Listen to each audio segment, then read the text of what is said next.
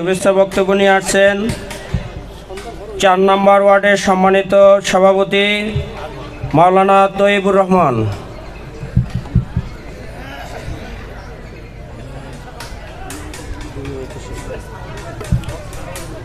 আসসালামু আলাইকুম রহমতুল্লাহ। প্রাণপ্রিয় সংগঠন বাংলাদেশ জামাত ইসলাম কাশিমপুর থানার কর্তৃক আয়োজিত আজকের এই ঈদ পুনর্মিলন অনুষ্ঠানে উপস্থিত আছেন কাশিমপুর থানার বিভিন্ন ওয়ার্ডের সর্বস্তরের তৌহিদি জনতা। সম্মানিত উপস্থিতি, আমরা দীর্ঘ একটি মাস সিয়াম সাধনার পরে আজকের এই ঈদ পুনর্মিলন অনুষ্ঠানে যে মহান রব আমাদেরকে একত্রিত হওয়ার তৌফিক দিয়েছেন, এজন্য আমরা সকলেই সেই মহান মনিবের দরবারে অবনত মস্তকে শুকরিয়া আদায় করি, জওয়ানে বলে আলহামদুলিল্লাহ। দুরুদ আর সালাম পাঠ করি বিশ্ব মানবতার মহান আদর্শ, মহান শিক্ষক সেই রসুলের প্রতি সকলেই বলি সাল্লাল্লাহু আলাইহি ওয়াসাল্লাম।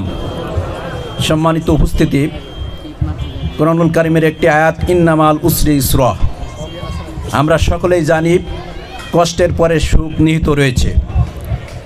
আমরা এখানে যারা উপস্থিত হয়েছে, আমরা যদি সেই ৩৬শে আগস্টের আন্দোলনের একটু পিছিয়ে যদি আমরা তাকিয়ে দেখি, আমরা সেই আওয়ামী লীগের সেই ৪১ সাল পর্যন্ত ক্ষমতায় যেতে পারবো কিনা আমাদের সকলের মধ্যে দ্বিধাদ্বন্দ্ব ছিল।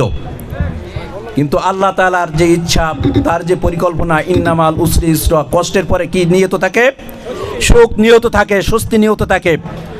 আমরা সেটা অর্জন করেছি।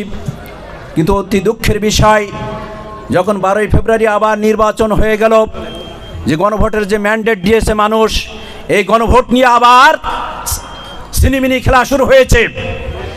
আমরা এই গণভোটকে নিয়ে হা ভোটের পক্ষে আমরা আর সিনেমিনি খেলতে দিতে চাই না। সম্মানিত উপস্থিতি, এই জন্য আমাদেরকে কি করতে হবে সেটা আমাদের একটু পূর্বে আমার ভাই বলেছেন যে বাংলার 12 কোটি মানুষ আমাদেরকে তারা হাটে ঘাটে পড়তে মাঠে আমাদেরকে তারা বিজয়ের জন্য ভোট দিয়েছিল। কিন্তু ইলেকশন ইঞ্জিনিয়ারিং করে আমাদেরকে কি করা হয়েছে? পরাজিত করা হয়েছে।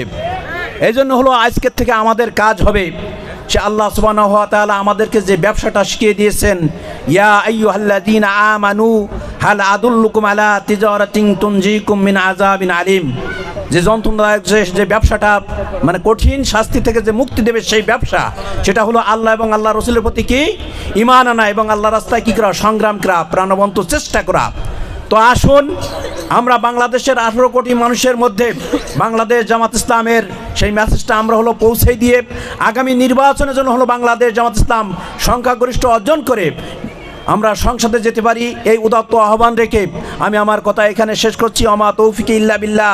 আসসালামু আলাইকুম ওয়া রাহমাতুল্লাহ।